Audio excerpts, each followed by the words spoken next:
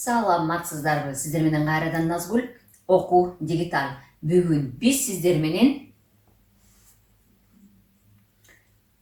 деп сүйлөп келатып эле, эмне айтарыңызды унутуп каласызбы?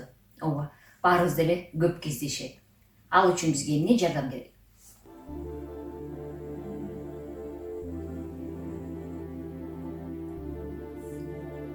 Албетте, шоколад.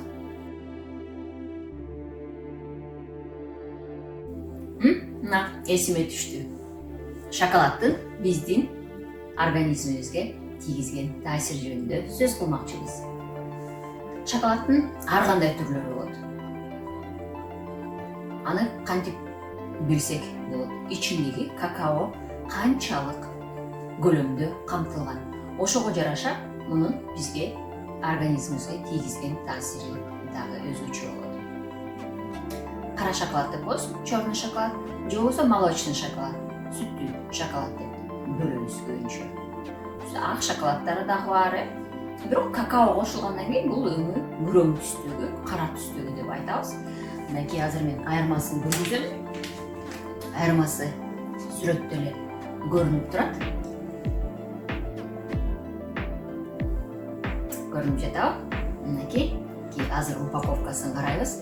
Мынакей бирөөсүндө 30% какао камтылган, бирөөсүндө 45% какао камтылган. 45% какао камтылган болсо, бул жана биз айткан черный шоколад деп атабыз, кара шоколадка кирет.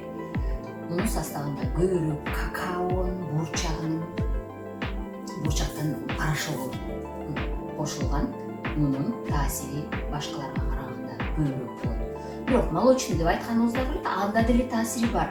Эгерде 30%, 20%ден 30%ке чейин какао камтылган шоколадты жеген болсоңуз, англиялык окумуштуулардын изилдөөлөрүнө таянсак, 2 саатка чейин биздин иштөө жөндөмдүүлүгүбүз активдештирилип, биздин көңүлүбүз көтөрүлүп, кунт коюубуз, көңүл буруубуз жакшырып, эски тутуубуз дагы жакшырып калат экен. Ооба, ал себептен азыр мынакей экзаменге кирем деп жатсаңыздар, же болбосо бир жакшы бир презентация, же болбосо элдин алдына алып азыр чыгып сүйлөйм, бир нерсени унутуп калбасам экен, мындай экен деп жатсаңыздар, азыркыдай кылып бир кичинекей шоколад косуп салып жеп коесуз. Мунун алдын алып дагы күндө бирден жеп коюп турса болот. Мурдакы темаларда биз сүйлөшкөндө эски тутууну жакшыртуу үчүн таттууну азайтыш керек деген бир камтылган бөлүкчөсү бар эле. Анын комментарийлеринен мен жакшы бир суроону алдым. Шоколад эс тутумга жакшы го деп сураптыр. Ооба, бул жакшы, бирок аны туура пайдалана билсек. Мен ал жакта шекерди, көбүнчө шекерди камтыган таттууну айтып кеттим. Анын ичинде шоколад деле бар, шоколаддын түрлөрү бар. Бирок биз таза мындай шоколад жөнүндө айтып жатабыз, ичине канча какао камтылганы жөнүндө айтып жатабыз. Бул бизге эмнени берет? Бул флавоноиды деп ичинде составында какао камтылган. Ал биздин көңүлүбүздү көтөрүп, биздин ичибиздеги көңүл ачуучу гормондорду көтөрүп, чыгарып, активдүү боло баштайт экенбиз. Андан сырткары биздин көңүлүбүздү жайгарып, жана мээбиздеги клеткалардын өрчүшү, кандын чуркашына жакшы жөндөмдөр, жакшы өзгөчөлүктөр менен жардам берчү, таасирин көрсөтчү окситоцин дагы бул какаонун составында бар экен.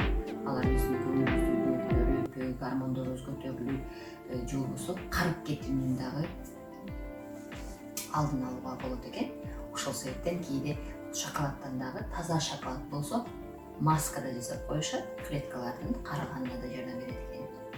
Андан сырткары, иштен сырткары, уктаардын алдында дагы бир мындай шоколад, же болбосо сүткө аралаштырылган какао деп коебуз. Какаону дагы карайбыз, кандай составы кандай. Эгерде какаонун бурчагынын гана сырттарын бурчагы камтылган деп жазылып коюлса, анда ал бурчагынын өзү толугу менен ичиндеги порошоктору кошулбаса, анда анын таасири деле жок. Уктардын алдында эгерде ичип койгон болсоңуз, бул сиздин уктооңузду жакшыртат. Жакшы эс алып, жай алып, көңүлүңүз жайлап жакшы уктайт экенсиз. Эгерде жакшы уктаган адам сөзсүз эртеси көңүлү көтөрүлүп жүрөт, же болбосо көңүл буруусу, конт коюусу, эске тутуусу дагы иштөө жөндөмдүүлүгү дагы жакшы болот экен.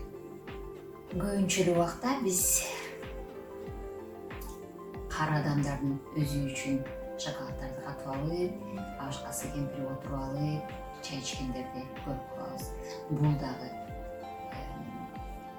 өз убагында келчү карылыктын алдын алуу, же болбосо карып бара жаткан кезде көбүнчө унутчагыраак болуп калышат. Ага дагы көп жакшы таасирин тийгизет экен. Ошон үчүн апаларыбызга, аталарыбызга көбүрөөк жакшы шоколаддарды берип сүйүнткөндү дагы унутпайбыз. Биз азыр жакшы жактарын гана сүйлөштүк. Муну дагы өз эрежеси менен эгерде колдонгонду билбесек, анда биз айткан флавоноиддер көп жегенде анда таасирин чыгарбай калат. Организм ага көнүп калат дагы, аны биз жегендеги жана гормондор ойготуп аткандарын көнүп калат дагы, ойгонбойт, эч нерсе болбойт.